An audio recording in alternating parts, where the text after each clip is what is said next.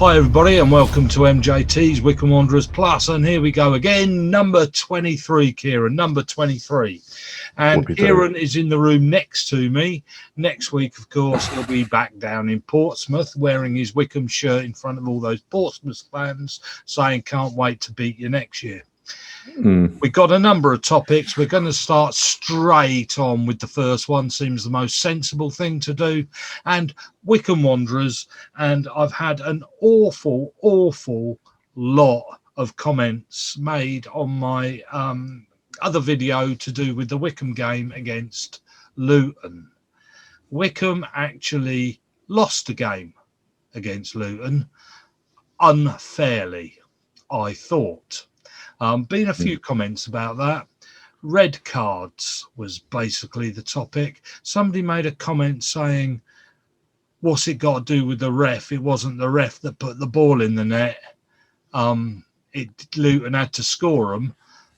How much influence did that referee have on the Wycombe game and Wycombe losing 3 points? Kieran. Well, should we start with whether we think it was a red card? I think you gave your opinion quite dominantly, should we say, in your video. The thing is, with the angle we're given, it's very difficult to say because it doesn't look as if he's put his foot in that high, but it also looks like he's put his foot in for a decent amount of time, which I think is what made the ref give the red card to begin with. And the other thing I noticed was the Wycombe players didn't complain too much, which was weird because we normally would do with that sort of thing.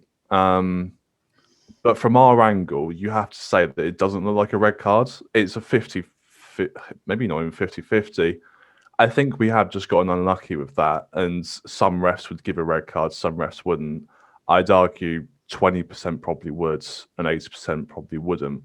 And I think his studs caught in the laces. His studs were maybe slightly high, but in comparison, I think 5 years ago, never a red card. I think it's one of those. It's one of those that you'd absolutely get away with a yellow. But nowadays, you get red cards for much less.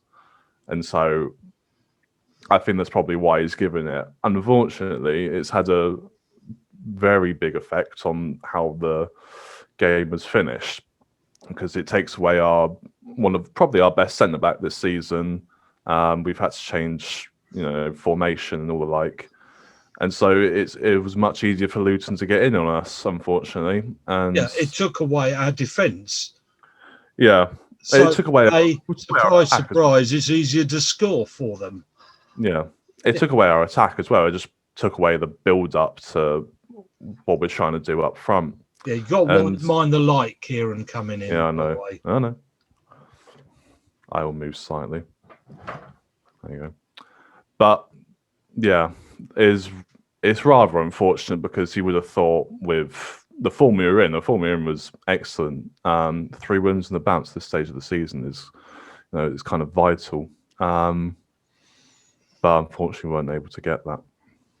I was surprised, I think, by the amount of people said it definitely wasn't, or definitely was, going to show that it's funny how I was the biased one and the Luton's fans saying it definitely was aren't biased. Of course they're biased. We all are. I mean, yeah. You have to have a neutral person in the middle who makes that decision. I suppose that is kind of the referee who in the end does give the red card. But yeah, it is unfortunate, I think. Because... we're going into a game against a Swansea team who I know they won at the weekend, but weren't in great form. No. And so you think that you can get a result there as well. And who knows what may have happened. It's probably come too late in the season for us to really complain about refereeing decisions being the reason that we're being relegated more than likely. I don't want to end up in that scenario. No, this is the thing. It's all the referee's fault. I think that game was... I think that game was. I think we've had a few, to be fair, this season where I think we've had more refereeing decisions go against us than for us. I do remember one said. game where we won, and that was down to a bad mistake by the referee, and it went for us, where we were offside and he allowed the goal. So, in all honesty, we did pick up 3 points there, for instance, that really shouldn't have been. So I get that it goes one way and another. I guess it's because, that winning 2 games, we were going to win 3 games, and everybody's hopes were up. I mean, a bit daft, really. We weren't going to stay up. The other teams are doing all right as well, generally. Yeah. So,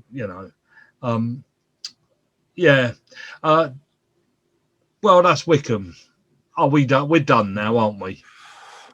In terms of staying up, yeah, that has to be said. Yeah, we have to win every single game for us to have any chance of staying up. I think Ainsworth will take that, but Ainsworth will take that. I think Ainsworth has done well in terms of staying very positive throughout the season. I know he's never normally someone who has ever talked negatively about players, but he still in his interviews says how proud he is of the players. And as a Wycombe fan, I think we have to be proud of that as well. The players' heads haven't dropped throughout the season. No, I don't think that's much. Brilliant. That's brilliant. And so, we're not Sheffield, are we? We're not Sheffield United. None of those players you can say, oh, they haven't given 100% today, because they all do. And I think we have to appreciate that a lot. I think they appreciate the fact that they're in the Championship as well. I think that might be part of the reason. I mean, I think it's going to be sad to pick a player of the season out, actually.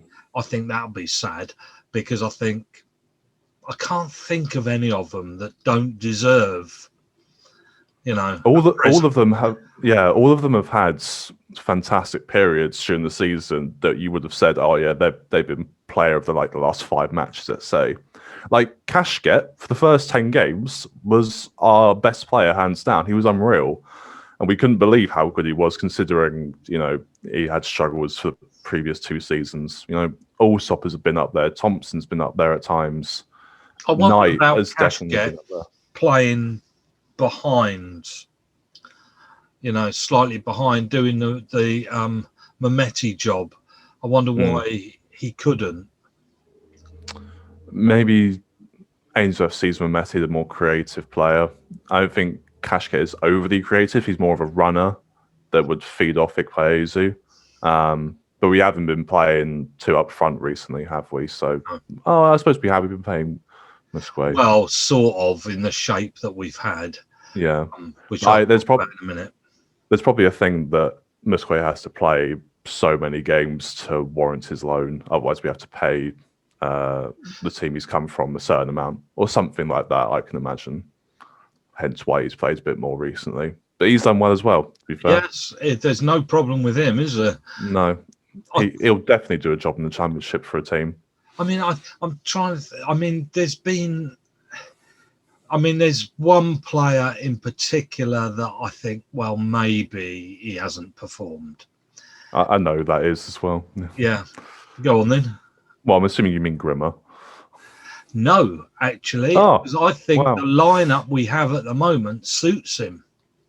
I think he's been good recently, yeah. Yeah, I think he's better as a centre-back, even if he is slightly on the right-hand side. I think he's better at doing that job than as a right-back in his own right. I think he's more comfortable where he is, and that shows. And no, I think it's Hogarth. Hogarth? Who? Hogarth. Horgan? Horgan. Sorry, I don't know where Who I the come flip up with is that. Hogarth? I don't know. Monster in a film I've watched on Netflix, I think. I can understand that. Yeah. He hasn't. I've been disappointed in him. Yeah, I mean, coming from a decent Scottish Premiership team, and you're kind of think for a decent amount of money and getting paid a decent amount, you're kind of thinking that he should be kind of a bit above the rest, shouldn't he? He gets paid more than anybody in that football team. Yeah, and so you kind of like he should definitely have chipped in with more goals and assists. There's no doubt about that. What's he going to be? He's going to be a substitute, isn't he? Well, he is at the moment for certain. I don't know if he's even going to stay for League One. I don't know whether teams will go for him because of what he's done before. But he has been a little bit disappointing, to be fair. Yeah. But apart from, you can't say he hasn't given 100% when he has been in the team, which again just hasn't worked out for him. Okay. We're off to Fratton Park, where there's been a red card, but for who, Chris Kamara? I don't know, Jeff, has it? I must have missed that. Red card. Chris, have you not been watching? I haven't. I don't know where that's come from, Chris. I have no idea what has happened there. What's happened, Chris? I don't know, Jeff.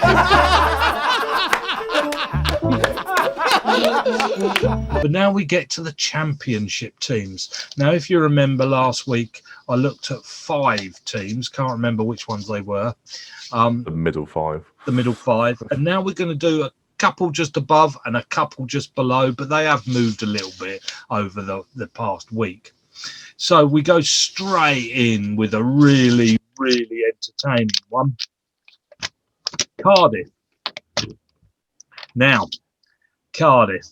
Mick McCarthy is their manager now. He's managed over 1,000 games. Ipswich fans would tell you he hasn't improved. Cardiff fans would tell you, well, sort of, mainly. Now, I don't think Cardiff fans are going to like him. And very quickly, I don't think they're going to like him for one simple little reason. And that is Cardiff now, there's only 3 teams actually faster at getting the ball from the back to the front in the league. Okay, one of them we played the other day, Barnsley. The other one we played the other day, well, actually we played most of them just the other day, hadn't we? Was Rotherham and of course Wycombe. They're all belted up the front teams, and that is what he's turned Cardiff into. Now Cardiff, I don't think are going to like that, but we'll see. But they've moved into a long ball football team. They've got a guy up front called Kiefer Moore, he's the one worth looking at. He's a Welsh international. They bought him off Wigan for 2 million. He scored 16 this season, which isn't too bad. Pretty good. Yeah, it's pretty good. He does have one really big fault, and that is the turnovers from when he's got the ball. He has an awful habit of losing the ball. 45 turnovers. That means when he gets the ball, he can't control it, but he can kick it at the goal. So I don't know what's going to happen with him. I think he's no more than championship. I think with that problem, they're going to have to do something about him. And I think Cardiff are 8th. Yes, they are. They're unfortunately 9 points off of Bournemouth in 6th. So if they get top 6, it'd be a big surprise. So their season is finished. Effectively, yeah. Okay, yeah. Middlesbrough. Where are Middlesbrough? Just say slightly adjust your mic a little bit. To what? Just it sounds a little bit fluffy. Fluffy? Just like move it a bit or something. Is that any better? No. Yeah, that's all right. Yeah, that's all right, I think. Yeah, is that all right? Yeah. Better? Yeah. Okay. The next one is Middlesbrough. Neil Warnock. He's also been a manager of over 1,000 games. Now, Middlesbrough, where are they in the table, Kieran? 10th. 10th. Well, 2 points behind Cardiff. They've been sort of up there fiddling around on the edge all season, and they're always a team that I saw one of those, they could get in the playoffs. And he really is going to have a go at it next year, because this year not getting in the playoffs isn't good enough. Now, but on the plus side, they've got this is where all my XGs come into play. They got the second best defence by expected goals against. So that means their defending is excellent in stopping the ball getting through the net. They've got the 5th best attack of expected goals, but it's expected goals, not goals. They have a guy called, I'm going to get this really bad, Assombalonga. Yeah, I'll only say that amount of times. Who's had a 9.02 expected goals and scored 5. That means he misses half of them that were expected to go in the net. Basically, he misses as many as he scores, so he's chronic. But the other thing about so don't buy him, anybody. He comes under the title of he fancies being a forward, but in fact he's not. He was Championship top scorer at one point. Well, over the last 5 years. He's had a bad season. Evidently. The other interesting thing is they've got people think of Neil Warnock's teams of being a bit, take him down in the midfield job, stick a leg out.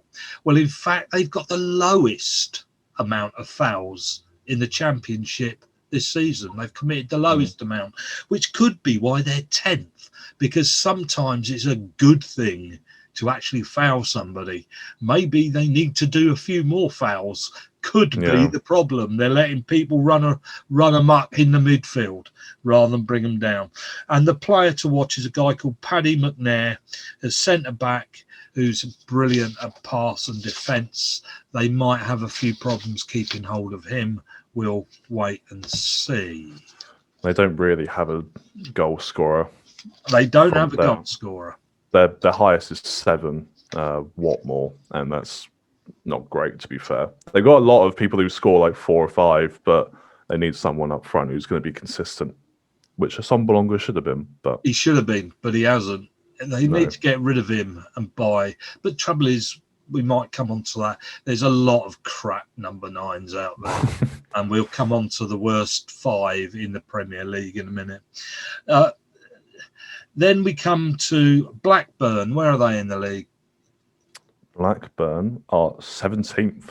17th. Well, Blackburn under Tony Mowbray. It's funny because Ainsworth is favourite to be sacked managers in the Football League, and yet I'd put my money on Tony Mowbray myself. Blackburn are shocking, is the best way of wording it. They actually...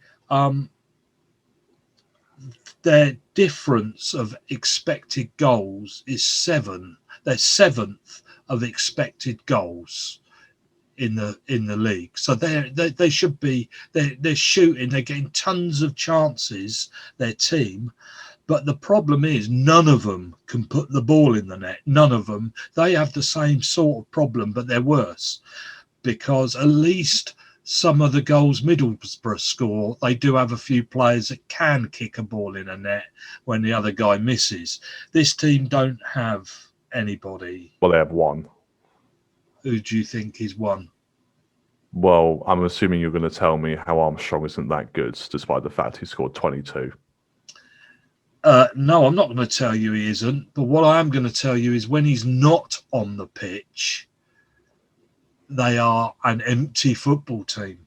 And quite often they go 1-0 behind, not even with him on the pitch, and they have real trouble. And he ends up, most games, he ends up with 5 attackers on that football pitch trying to get the game back. But the players he does have is Harry Pickering and Harvey Elliott. Now, Harvey Elliott, as we know, is on loan from Liverpool, and he has the highest expected goal assists in the Championship. So Liverpool's got a good player there coming along, and Blackburn is a good team for him to be at because they have so many goes on goal, even if they miss them. He gets a lot, and mainly because of him. Actually, and Armstrong, if you have a look at how many goals Elliott has created for Armstrong, you will see if Harvey Elliott went back to Liverpool, Armstrong, his his goals would Finish. be so low. Yeah. It was his 18th birthday the other day as well. How young is he? Flipping it. Preston, North End. Where are they? Preston North End are 16th. Right, well, they sacked Alex Neil, their manager. Bit of a shame. They were wrong, in my opinion, to sack him, because what they did was they got rid of two of their best players in January, Ben Pearson and Ben Davis, sold them off, and then Preston went downhill and they sacked the manager. Didn't replace them in time, did they? Well, I don't get that. Why? I mean, if you're doing okay and then you get worse after selling your best players, why sack the manager? Don't you sack the person that sold your best players? Well, they should have done, because Davis hasn't played a game for Liverpool, and Liverpool gave them Van den Berg in return, but I don't think he's played that much. And I think he's only 18, 19, so why they expect to put their faith in him, I don't know. Very strange, very strange. I feel for Alex Neil. I think that was cruel. They do have a couple of decent players. One is goalkeeper Everson, who's on loan from Leicester. He looks pretty decent. And I suppose if you're letting the goals in, it's quite handy to have a decent goalkeeper, although you shouldn't be letting the goals in. And the other one is Ryan Ledson. He's sort of very similar to a cheaper Calvin Phillips, basically. But Preston, although not in that top four, have produced the most long balls in the Football League. That's Football League, not Championship. They're worse than us then. Yeah, in that sense. Yeah, and they're not as fast either at doing it. In other words, they play around with it a little bit, give up, and then belt it. Notts Forest. They are 15th. Doing much better than what they were doing before.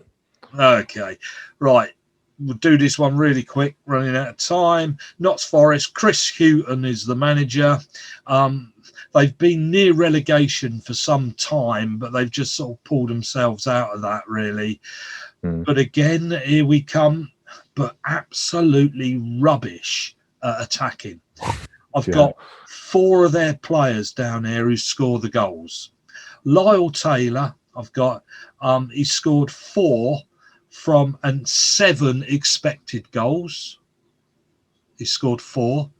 We've got Lewis Graham, who scored 3 from 7 expected goals. Got 2 from Knockout out of 4 expected goals, and Ryan Yates 2 out of 5 expected goals.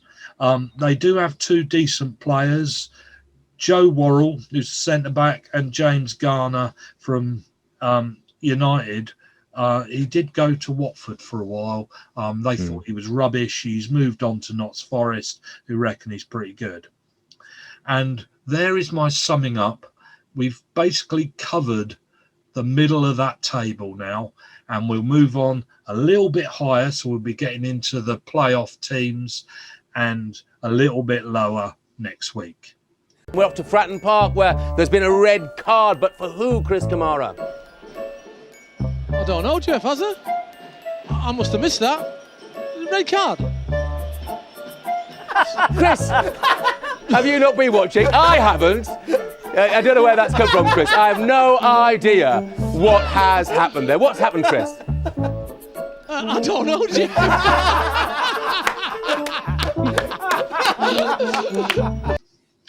Okay, Kieran's quiz time. Oh no! Oh no! What? What was it? What did I get last week? Was it 6 out of 10? I think I know. Yeah. Which was actually okay.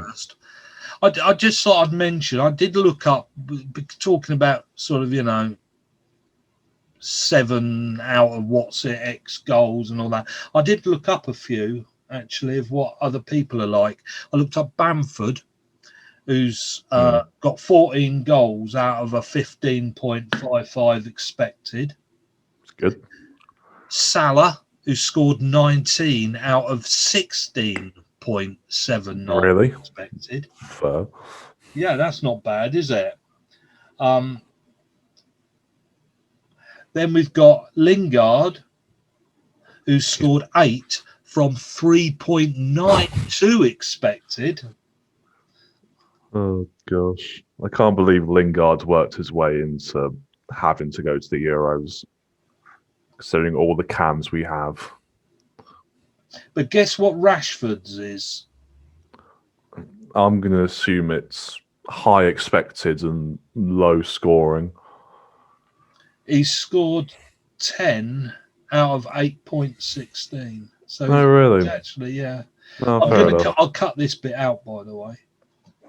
Oh, are you? Yeah. Oh, fair enough. Right. Okay, we've here at the quiz, round 2, the World Cup. What you like on the World Cup? Oh, this goes back a little Depends. while. Well, they're Right. probably not very good. Jeff Hurst scored a hat-trick in the 1966 World Cup final. Who scored England's other goal? Do I not get a multiple choice? Yeah. Roger Hunt, good. Martin Peters or Bobby Charlton? I feel like it would have been talked about more if it was Roger Hunt or Bobby Charlton. So I'll go for the other bloke. Martin Peters, you are correct. Yeah. In 78 World Cup final, Argentina's number 5 and Holland's number 8 were playing in which position? Goalkeeper, left back or centre forward? Argentina's number 5, Holland's number 8. Which position? Goalkeeper, left back or centre forward? That could be any of them. I would have said not goalkeeper, but it probably will be now I've said that. We'll go centre forward. Incorrect. Is it centre back? Correct answer, goalkeeper. Really? Yeah. Who was Brazil's second substitute in the World Cup 94 final? Sick. Marimba, piano or viola? Maramba. Yeah, marimba, piano or viola? The first one. Maramba. Marimbo. You're wrong. Yeah. It was viola. Of course it was. Who missed the decisive penalty as Italy lost in the quarter-final to France in 98? Roberto Baggio, Dino Baggio, Luigi Di Biagio. Roberto Baggio. I actually know that one. Well, that's a shame because it was Luigi Di Biagio. No, it wasn't. It was. I swear his name's Roberto Baggio. I'm sorry. I'm sorry. I'm looking that up. That's rubbish. What links Henry Camara, oh my goodness, Ahn Jung-hwan and Ilan Mansees at the 2002 World Cup? All scored against the nation where they played their club football. All scored a golden goal. All scored and were shown a red card. What links Henry Camara, Ahn Jung-hwan and Ilan Mansees at the 2002 World Cup? All scored against the nation where they played their club football. All scored a golden goal. All scored where they're shown a red card. And was shown a red card. All scored a golden goal. You're correct. Yay. Who were the only African nation to reach the knockout stage in 2006? Ghana, Nigeria, or Cameroon? Cameroon. Wrong. It was Ghana. You're not doing very well. Who scored? Also, by the way, what did you say that Roberto Baggio? It was the other bloke, but was it in '98? I don't know. And not because Roberto Baggio missed a penalty in '94. Oh, you don't get that. I read it. Who scored England's goal in the 4-1 humiliation against Germany at the 2010? Matthew Upson. Yes. In which city did Brazil lose 7-1 to Germany at World Cup 2014? Rio de Janeiro, Belo Horizonte, or Sao Paulo? It would have been at Rio, surely. No. Belo Horizonte, or whatever it's called. Which of these defenders scored twice for England at World Cup 2018? Stones, Maguire, or Trippier? Stones. You're right. And last but not least, who is England's all-time leading scorer at the Women's World Cup? Smith, Carney, or White? White. You're correct. Yeah. So that was 5-5. How about that? I'll take that, to be honest, with some of those questions, isn't it? Yeah, you'll take that. We're off to Fratton Park, where there's been a red card, but for who, Chris Kamara? I don't know, Jeff, has there? I must have missed that. Red card. Chris, have you not been watching? I haven't. I don't know where that's come from, Chris. I have no idea what has happened there. What's happened, Chris? I don't know, Jeff.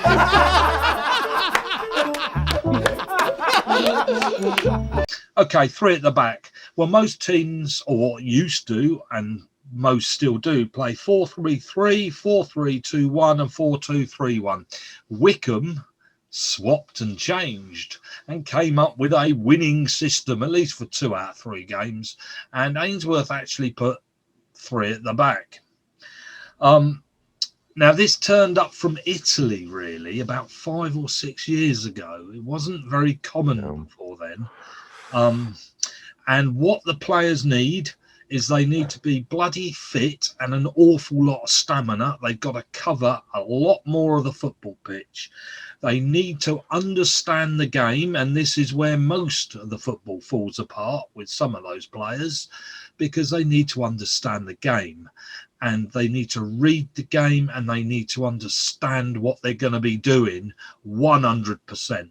They need to understand what they do with the ball, and they got to understand what they do without the ball. So the problem is, right, if any player is worried or knackered, it doesn't work. They have to be really confident on the ball. You can't play this with 16-year-olds at the back who are concerned about and a bit nervous at. Whereas if you've got a cocky number 16 like Foden, sort of, he'd be fine. You know, he wouldn't have a problem because he considers himself God. So there isn't a problem. Wow. The players need to know when to go forward, when to come back. They'll have jobs wider, much bigger areas on the pitch. The goalkeeper has to be ready to take part, because quite often if everybody's moving up and you've only got 3 at the back, the goalkeeper may be used as a 4th fullback. He may come into play a bit more, even if it's just to belt it out. This is when we see lots of mistakes by Mr. Goalkeeper, because they're not great footballers in a lot of cases, and the ball is passed back more often. They twiddle with it and then get done. Now, what they do at the back is they have to spread the ball wide to the wing backs. They have to move forward a bit more. The central defender, he becomes, with the ball, he becomes a deep midfielder. So you end up with the 2 at the back. The central midfielder moves forward and joins the centre back. Yeah. Central. So you only end up with 2 at the back, and the one in the middle goes forward. Can I just say that never used to be a thing? By the way, that's only a thing that's coming recently. Right. So when the central centre back gets the ball, he's launching it up to the 2 corners for the wing backs. He's heading the ball up or passing it around. He is now an attacking player as well. He's flooding the midfield to control the game. If the team comes up against a brick wall, then the central centre-back is in there to add numbers, and so that the defence of the other opposition then are going to be outnumbered or going to be spread a lot more. The right centre-back, the left centre-back cover spaces that the wing-backs leave behind when they go forward. So, and all the three at the back must be very good at carrying the ball. This system does not work well when it is against a team with lots of good attacking players, because if, for instance, we're going to be playing Swansea, who don't have a centre forward but have attacking players of 4, we will be outnumbered playing 3 at the back. I would doubt Ainsworth will play a back 3 against Swansea. It won't work. Now, the wing backs cover most of the difference. They spend their lives running backwards and forwards. They've got to cover the picking up the ball from midfield, and they've also got to cover the centre backs at the back for tackling. They have to move like mad, and they have got to be fast and be really, they've got to be the athlete in the team, basically. Take Liverpool's I know they don't play a back 3 very often, but they basically got to do that job. They are wing backs, yeah. They are, yeah. And so they're a good set of wing backs to look at. They've got to be good with the ball. They've got to dribble with the ball. They've got to be able to cross the ball, and they've got to be able to tackle. They've got to be an all-round footballer and fast. They have to be, in my book, the best footballer on the football pitch, because they have to do everything. And they got to keep going for 90 minutes. In the midfield, you either have 2 or 3 players. If you have 2, one will be defensive, one will be attacking. If you have 3, you play it sort of a diamond where you have one defensive, one at the front, and then one who roams the midfield, who's allowed to do his thing and be very creative. His job is also to intercept and run like hell. He's also linking up the attacking players as well. The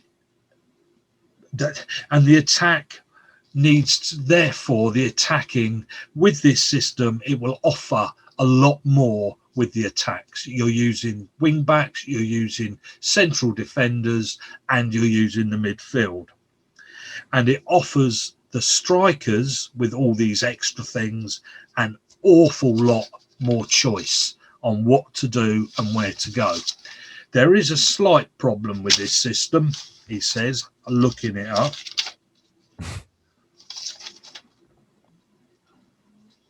I found the conclusion, but I can't find the... there we go. There's 2 parts to the game. One with, one without the ball. Now, without the ball, in a 4 at the back, strikers don't come back and are left up the football pitch. In this system, in a 3, the strikers also need to get involved and come back a little bit to get involved in that midfield. So they've got to move around a little bit more. That's without the ball in a 3. With the ball, in both a 4 and a 3, they need to all build as they've been told. But in a 3, moving the ball needs to be roughly twice as fast as with a 4. That is why they need to understand the game much more. There's more space between all the players as they move out.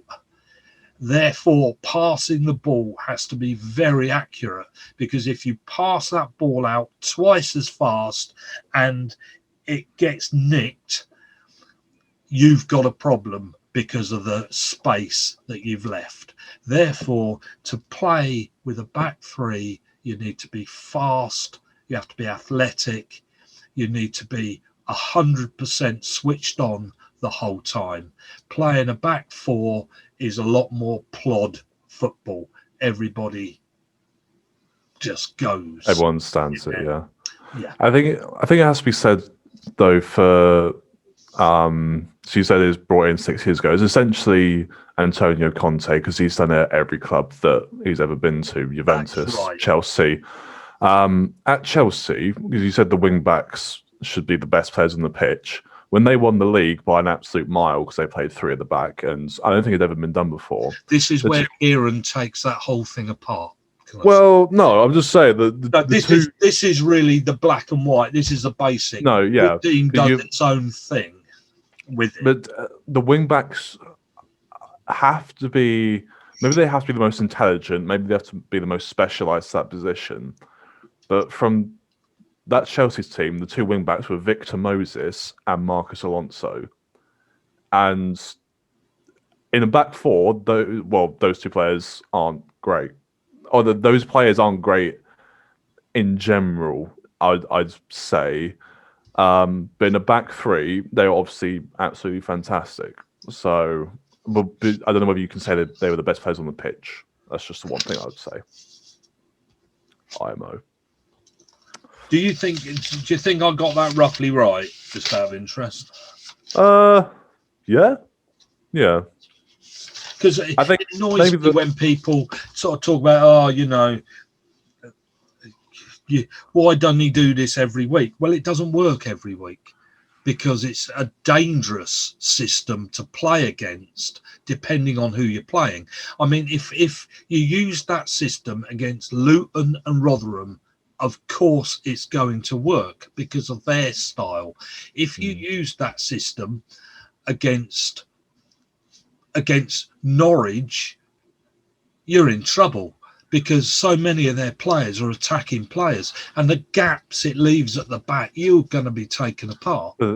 I think one of the similarities I've noticed recently with teams who play back fours is that the CDM often drops into the middle of the centre backs.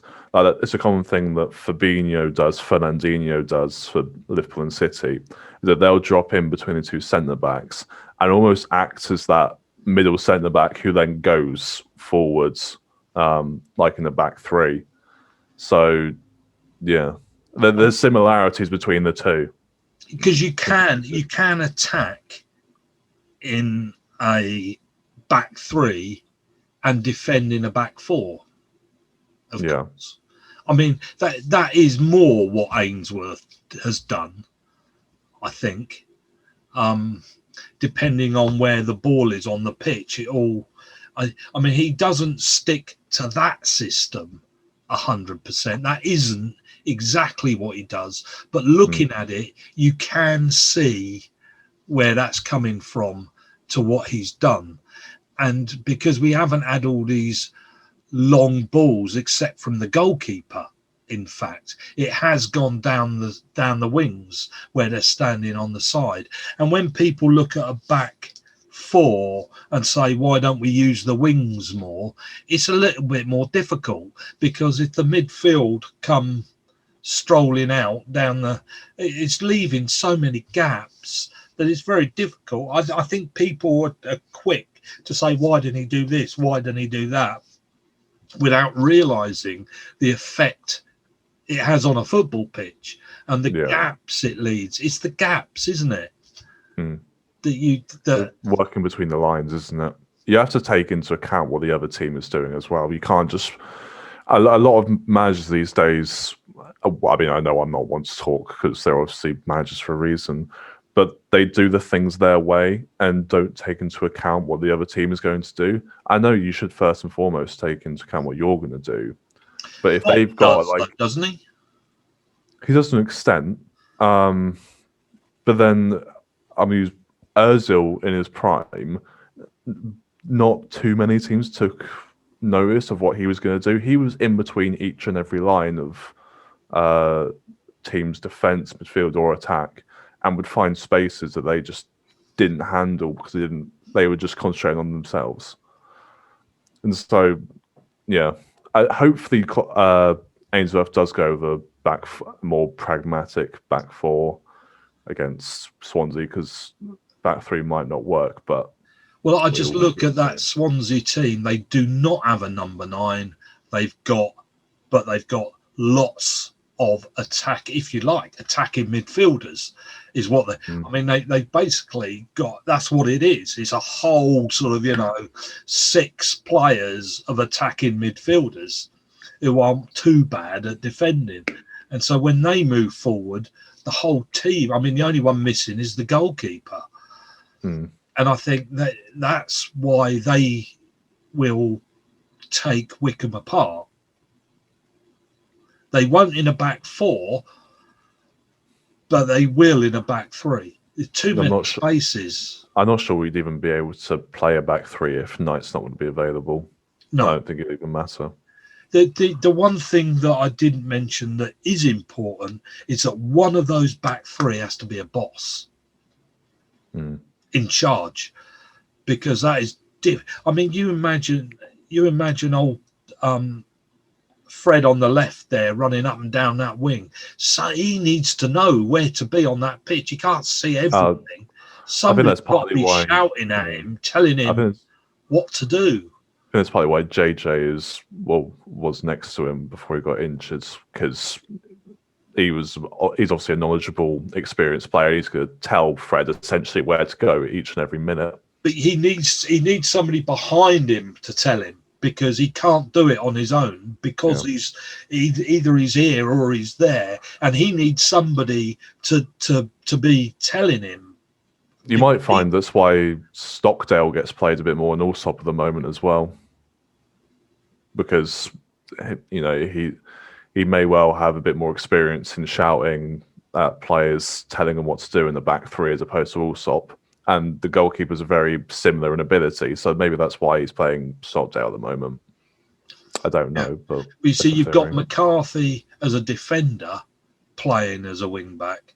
But that's why Onidinma deserves a medal, because his defending is brilliant, and he's in the game the whole time. Yeah, he's been the standout player when we've gone to this back 3, really. Yeah. Well, he's had to. If he hasn't been in the game, they would score. As simple as that. He's had to be on his toes the whole time, and he's got and McCarthy have got to move from front to back really quick. It's a lot of concentration. It takes a lot of concentration to be able to play a back 3, because all the players just have to be on it all the time. Because if you're not in the position you're supposed to be, then you are stuffed. Yeah. Probably the same with back 4, but still. You see, somebody wrote on my other thing about should have been playing this system from the beginning. Oh no, we would have been taken apart. We would have, yeah.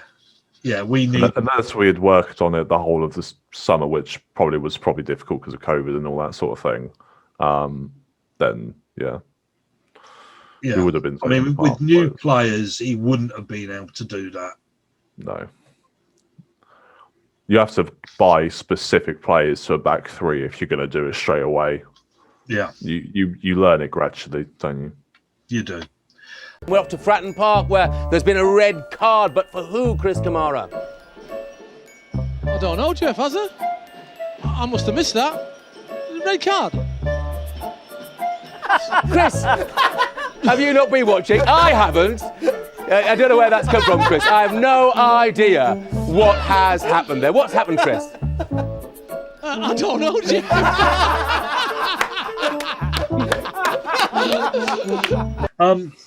Okay, one little fact I wanted to bung in there, because I think this is fascinating. Why do you think what's his name, the guy that scored for Wolves for the first time ever? What? Traore. Why do you think he's oiled himself up? Is it to be a sort of why do you think he's covered in oil? I'll tell you in a minute. Surely. It's because it prevents people from pulling him back. Yes, but that's because of his arm. He actually, like me, he actually had his arm pulled out of its socket. Okay, and it's never been that great since. And like mine, that occasionally comes out, and you have to go and sort of, his is the same. And he finds if anybody grabs him, his arm comes out. So he has to stop that because of that injury, and it won't ever be quite right. So he covers himself in oil and wears really tight stuff so that nobody can actually grab him. And that's why he's covered in oil when he comes onto the football pitch. He's not just a gladiator. Well, they used to, didn't they? Well, I don't know. I was never there. I mean, I might look a bit old. I don't know whether they oiled themselves up, mate. Let's look at the games at the weekend then. Where do we start with those games, Kieran? Where do you want to start? I've been doing talking.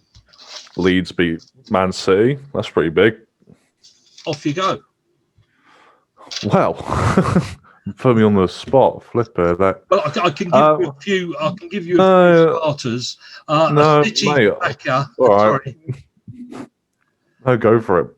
First of all, you had the sending off, and after that sending off, there was a City tackle much later on that was far worse, and he didn't get booked. And also, City had 29 shots, Leeds had 2, and City lost 2-1. And do you think Mr. Manager overthinks? Or do you think that term is just a load of crap? And somebody once said, oh, he overthinks. Whereas it's just a load of rubbish. They did a Liverpool and had 29 shots and scored 1. I'll leave you to it. I'll go and get a couple. Well, I think in this game, it's quite surprising actually that Leeds didn't have more shots than that, because they're normally the team who do have a load, and they're not normally the team that go defensive against the big teams. However, Man City did rest a lot of players in sight of Borussia Dortmund on Tuesday or Wednesday in the Champions League this week. De Bruyne didn't even come on. Foden and I think Mahrez came on for a little bit towards the end. So I would probably say just another. It's just one of those days where it's like a 1 in 10 chance of that sort of thing happening, and it's nothing too big for City to worry about in terms of going into the game against Dortmund. But you have to say that Leeds were very good in terms of their defending. I mean, Match of the Day did their little piece on Leeds' defending and how they got them to have so many crosses as opposed to what they normally do, which is get to the byline and then cut it back. Leeds just completely prevented them from doing that, and you know they probably deserved their win, to be fair. Because a lot of managers and a lot of pundits always say about how teams deserve wins, and they always say, "Oh, whoever has the most possession, whoever has the most shots, who wants to win the game the most." It's not entirely true. Like, it does to an extent count for something. But if a team defends extremely well and then takes their chances up the other end, then why don't they deserve it? Leeds were really good, so fair play to them. See, that's the problem with all this stuff I keep going on about. I'm not going to use it very much next week because I think I overuse it as well, this expected goals thing. Because it's just interesting, though. Expected goals, you can judge things over a long period of time. I think it's difficult to in one match. But in the end, if you have 29 chances, how good were those chances? Interesting to look up. Because anybody can shoot from anywhere. So 29 shots, what does that mean?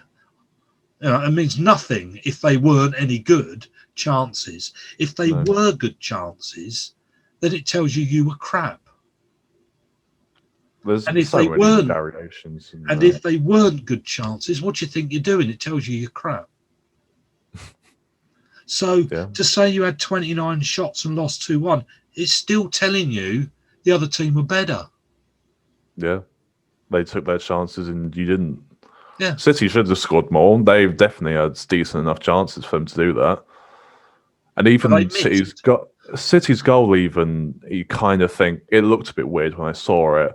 You kind of think that the goalkeeper's positioning wasn't great, and so had he been doing all right, then he probably would have saved it. To be honest with you, So they may not even scored one. But it tells you that they're defending. It tells you City had 29 shots, Leeds had 2 shots. It tells you Leeds stopped City scoring 28 goals. Their defence was worth 28 and City's was worth none. Their defending was rubbish. I mean, there's one way of putting it. I'm not sure it's entirely factually correct, but yeah. One way of putting it, yeah. Okay, picking, and of course, remember Leeds are on 10 players. 10 players. We've been going on about Wycombe. We lost a player and we lost. Yeah, Leeds because of that, but no. Right, Chelsea, Crystal Palace. Are you interested? We watched the first half an hour and gave up, didn't we? We did. I mean, how much can Chelsea spend on a number 9 and still end up without a number 9? That's what I want to ask. Well, they're playing their £72 million attacking midfielder at their number 9, aren't they? I mean, to be fair, Havertz was good. He should have scored a hat-trick, only got one. But yeah, you do wonder how much patience Chelsea will have with Werner. They don't have much patience with managers. You wonder whether they'll do that with strikers. Well, I wonder how much patience they'll have with the guy that buys the players. As well, yeah. Because who did they buy this summer? Because they bought Havertz, they bought Werner, and they were supposed to come in and destroy the league. And neither of them have done either. They've both had decent performances against, kind of mediocre teams, but have never performed in the against the big teams. And you wonder, is it a change of league? Is it a change of system? But at the end of the day, both of them have had decent chances to, actually score goals. Don't even talk about how they played in general, but in terms of scoring goals, neither have been good enough. Do you want an interesting fact on the number 9? Go on. Benteke. Yeah. There has been 4,347 players that have played in the Premier League. Only 52 have scored more goals than Benteke. Really? Yep. Isn't that a shock? He goes straight to his phone to check. Yeah, but not convinced. You do this regularly, and I give you these funny facts, and you don't believe me, and you find out I am right. Have you ever been right and me wrong? This is the question. Quite a few times, I'd imagine. He's looking it up. He doesn't believe me. We'll move on. You probably are right. He's got 78, and I don't know how many players got 100 in the Premier League, but you're probably near enough correct. Yeah. But I love that figure that he ends up on the table of 52 top goal scorers in the Premier League. I think that's funny.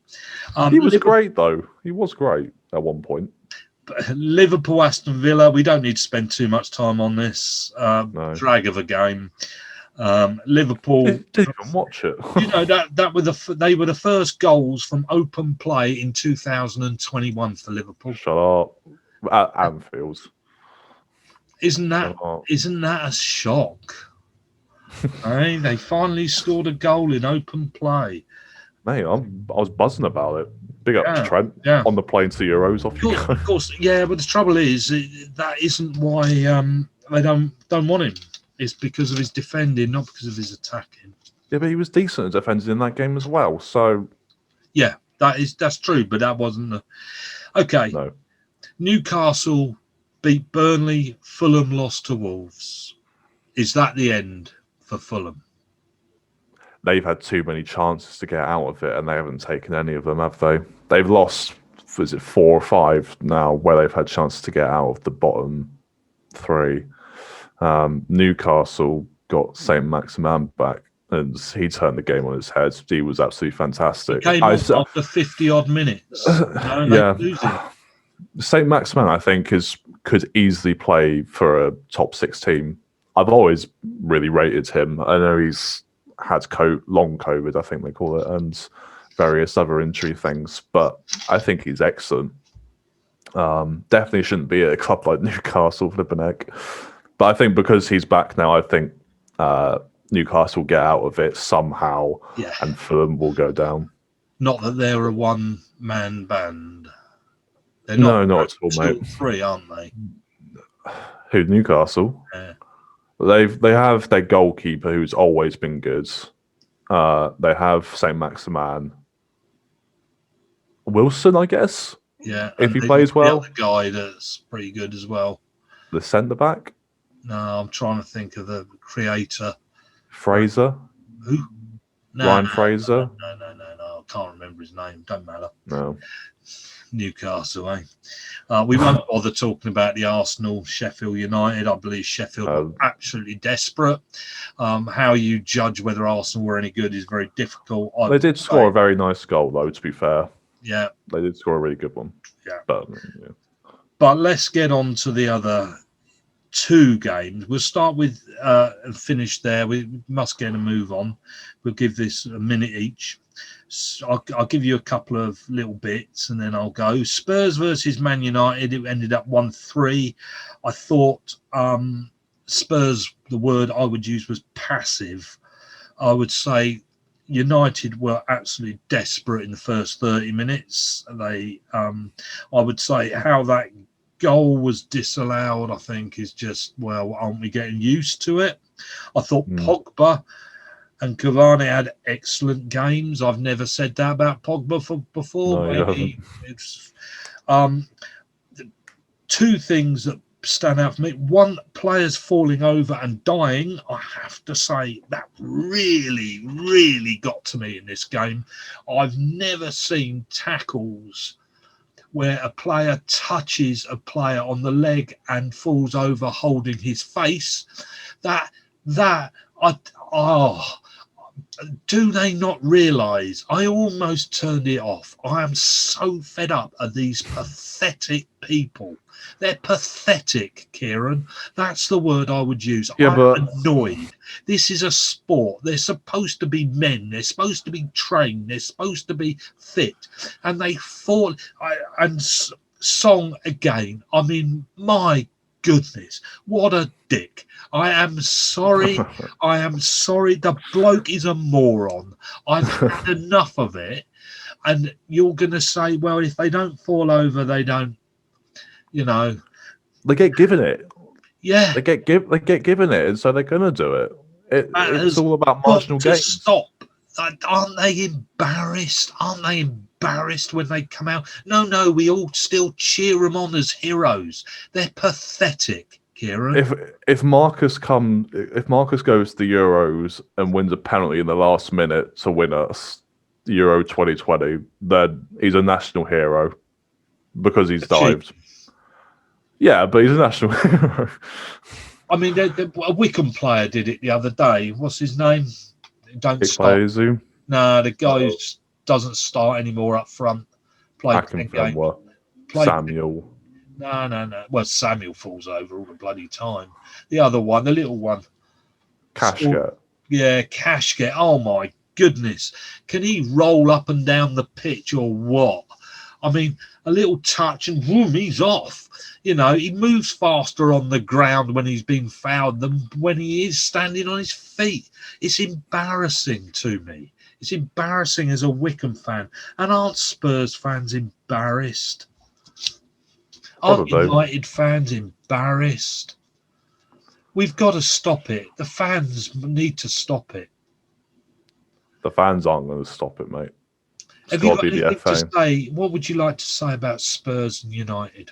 I've had my piece. Not very happy piece. United were decent. I mean, in terms of what Liverpool needs to get in the top 4, it was a good result for us, to be fair. Spurs just don't have the sort of... Spurs have never really had the kind of like bite as such. They've not got a backbone, have they?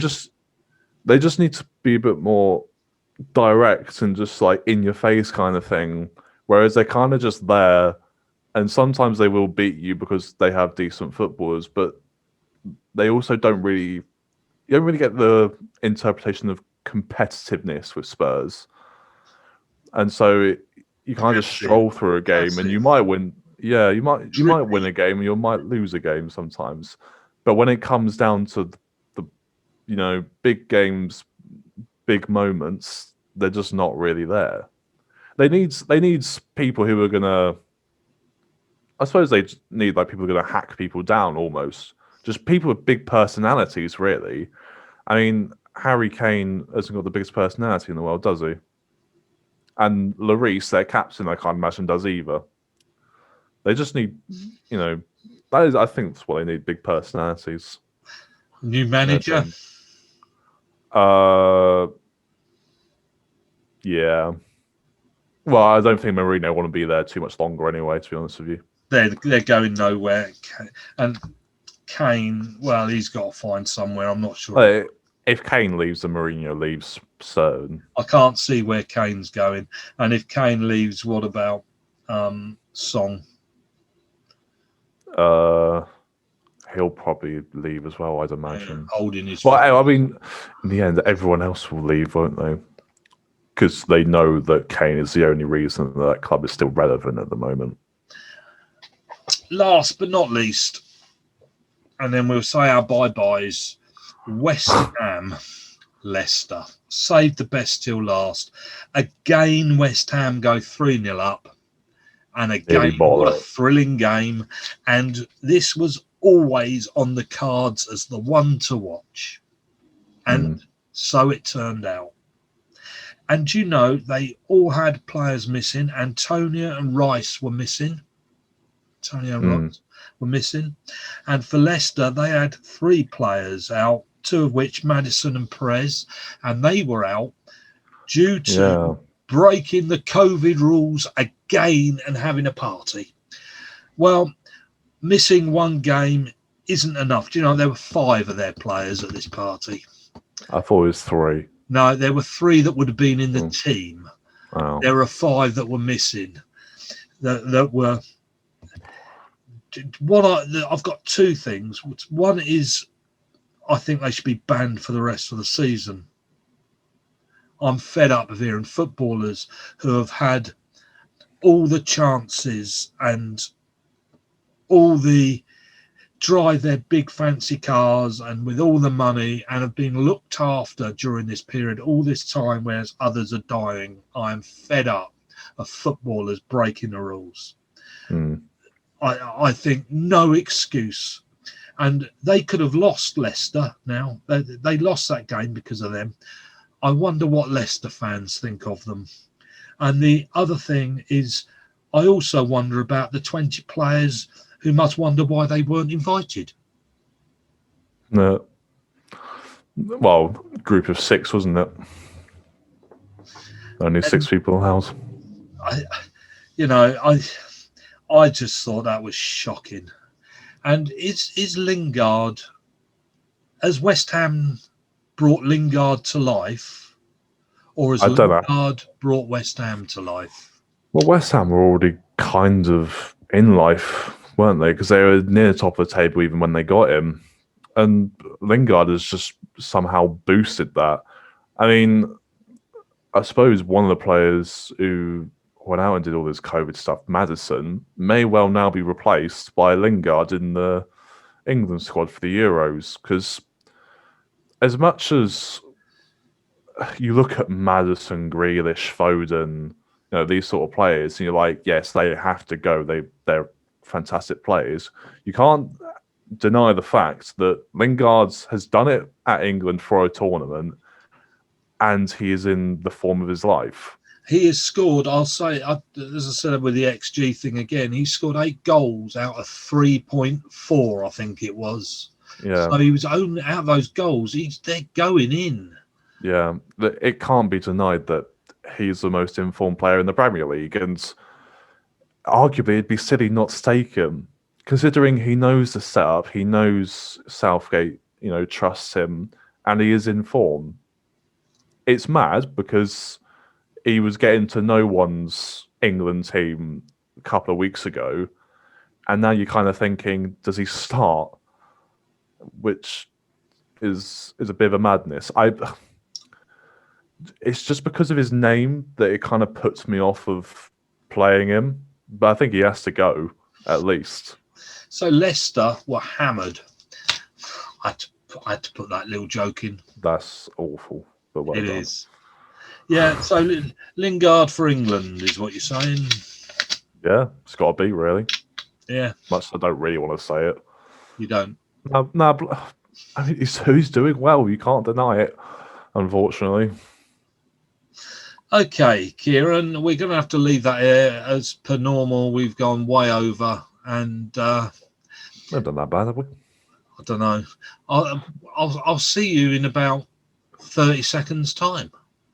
That's one way of putting it. Yes, I will. Okay, thank you, everybody. In fact, game next Saturday. We haven't got one during the week. No. First for a long time. It is. So see you next Saturday. No, I'll do the next video on Thursday, probably, about the game against Swansea. That'll come out Thursday. And see you also next week on Monday for the Monday Night Football show number 24 next week. Number 24. Cheers. Lovely. Right. Bye, everybody. Cheers.